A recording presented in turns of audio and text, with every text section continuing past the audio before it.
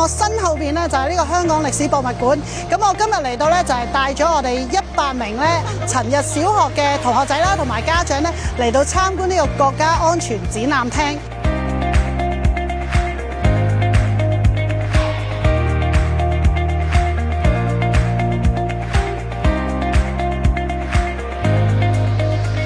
活動可以順利舉行咧，其實都有賴我哋社區咧各個持份者嘅參與，包括咧我哋葵青民政事務處啦、招商局集團、輪船集團咧嘅贊助咧，我哋嘅學校啦、我哋嘅家教會啦，一齊咧去合作，先至有今日呢個國家安全同埋環保嘅親子日。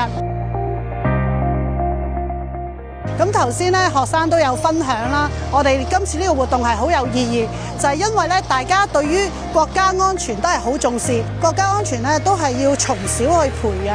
等到咧大家都對國家有多啲嘅認識啦，對我哋國家安全咧多啲嘅認知。希望我哋香港咧能夠一齊維護國家嘅安全，